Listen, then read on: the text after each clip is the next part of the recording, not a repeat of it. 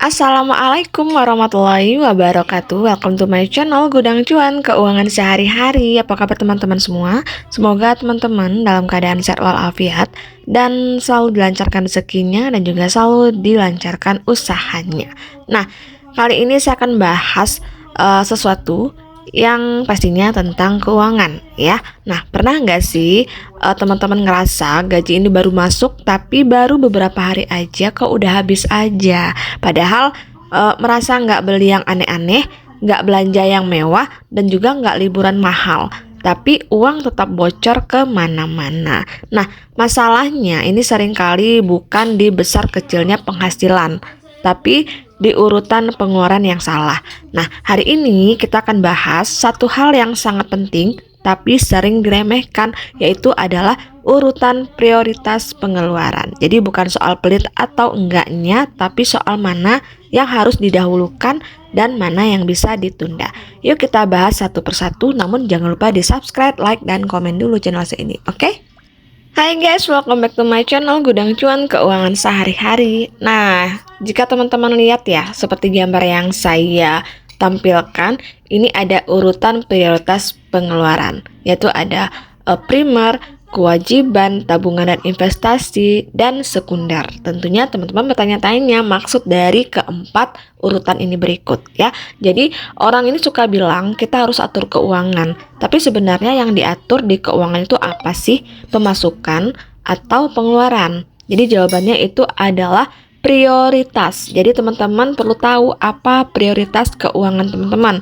Kalau masih merasa semuanya penting, berarti kita belum benar-benar paham sama diri kita sendiri. Semuanya emang penting, tapi pasti ada urutannya. Nah, kira-kira ini gambaran ideal skala prioritas pengeluaran pada umumnya. Tapi sebenarnya teman-teman sendiri bisa jawab apa aja pengeluaran yang memang prioritas untuk kita, pengeluaran yang wajib buat kita, apakah untuk nabung, apakah investasi, atau pengeluaran sekunder yang tepat buat profil kita. Jadi coba deh teman-teman pikir-pikir dulu, menurut teman-teman prioritas pengeluaran yang teman-teman itu lebih penting keluarin duit untuk keamanan finansial di masa depan, atau lebih penting keluaran duit untuk buat self reward aja. Nah, mari kita bahas satu persatu. Nah guys, bun, teman-teman, kita masuk ke bagian pertama. Tentu ada yang namanya primer, yaitu untuk kelangsungan hidup. Jadi, untuk prioritas pertama dalam keuangan adalah kebutuhan primer. Dan ini adalah pengeluaran yang kalau tidak dipenuhi, hidup kita akan terganggu. Nah, contohnya apa aja? Makan, air, listrik, gas, tempat tinggal, kesehatan dasar. Jadi tanpa ini kita nggak bisa menjalani aktivitas kita sehari-hari dengan normal. Nah, makanya primer ini harus selalu dibayar lebih dulu. Nah, bahkan sebelum mikirin cicilan, nabung, apalagi self reward. Nah, masalah yang sering terjadi, banyak orang justru mengorbankan kebutuhan primer demi gaya hidup. Jadi belum bayar listrik tapi sudah beli barang baru, belum aman stok makanan tapi udah nongkrong mahal. Padahal keuangan yang sehat itu dimulai dari kebutuhan dasar yang aman dulu. Jadi kalau primer saja masih ngos-ngosan, itu tanda keuangan kita belum siap untuk naik level. Nah, kita lanjut untuk bagian kedua. Ini ada namanya kewajiban. Jadi setelah kebutuhan hidup kita aman, kita baru masuk ke yang namanya kewajiban. Nah, ini pengeluaran yang mau nggak mau harus dibayar. Contohnya apakah ada pajak, apakah ada zakat, apakah ada BPJS, atau cicilan. Nah, kadang ada yang mikir, nah, nanti aja deh, yang penting senang dulu. Nah, padahal menunda kewajiban itu ibarat nyapu debu ke kolong meja. Kelihatannya bersih sekarang, tapi masalahnya numpuk. Jadi bayar kewajiban itu memang nggak bikin bahagia sesaat, tapi bikin hati lebih tenang. Karena hidup tanpa kejar-kejaran tagihan itu rasanya beda banget. Coba deh bunda-bunda dan teman-teman ngerasain, jika satu aja utang atau cicilan kita lunas, pasti rasanya rasanya plong banget di dada, tidur pun bisa nyenyak dan juga hidup lebih santai. Walaupun itu hanya satu utang yang kita lunasi ya. Itu yang dimaksud dengan ke kolom kewajiban yang harus teman-teman pahami. Kita lanjut di bagian ketiga, ada tabungan dan investasi. Nah, ini nih bagian yang paling sering dilewatin. Tabungan dan investasi ini sering dianggap kalau ada sisa baru kita nabung. Nah, siapa nih yang ngerasa seperti itu ketika ada uang sisa baru dimasukkan ke tabungan?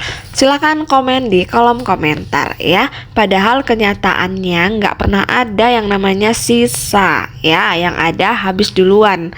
Jadi tabungan itu bukan buat pamer, tapi buat kita jaga diri kita sendiri, jaga-jaga ketika ada sesuatu hal yang darurat, mungkin untuk biaya berobat atau untuk biaya anak sekolah. Jadi itu bisa buat dana darurat, bisa dana buat anak, bisa juga buat masa depan. Jadi itu semua nggak harus besar. Ya, serius, ini nggak harus besar, tapi ini mengajar kita gimana cara kita main konsistenkan ke pengeluaran kita terhadap gaji yang kita terima. Saya udah beberapa kali saya katakan bahwa gaji yang kita terima itu adalah sebuah amanah yang harus kita kelola dengan baik.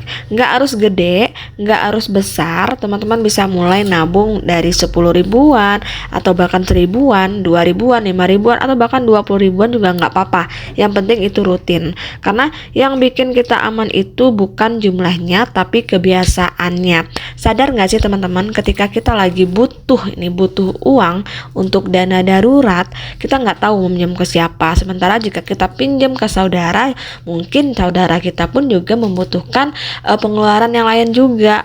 Mungkin mereka lebih banyak butuh dibanding kita. Makanya kita lebih baik meminjam tabungan sendiri daripada meminjam uang ke orang lain. Karena yang namanya hutang itu bisa merusak silaturahmi. Kecuali jika orang itu amanah dan orang yang memberi hutangnya ikhlas, dan kita yang menerima utang pun juga amanah untuk membayarnya tepat pada waktunya, itu tidak masalah. Nah, setelah kita tahu tentang tabungan dan investasi, kita lanjut ke bagian 4-nya. Nah, kita masuk ke bagian keempat, yaitu adalah sekunder, atau biasa sering bahasa gaulnya adalah self reward. Ya, jadi sekarang kita bahas yang paling bikin kita galau, yaitu pengeluaran sekunder.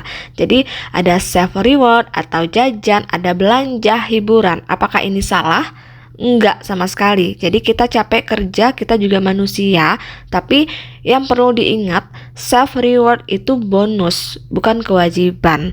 Nah, kalau semua kebutuhan sudah aman, kewajiban sudah beres, tabungan jalan, harus baru deh kita mikirin self reward itu jadi nikmat, bukan dinikmati sambil was-was. Jadi bukan dilarang ya, tapi tahu waktu dan juga sebatas porsinya.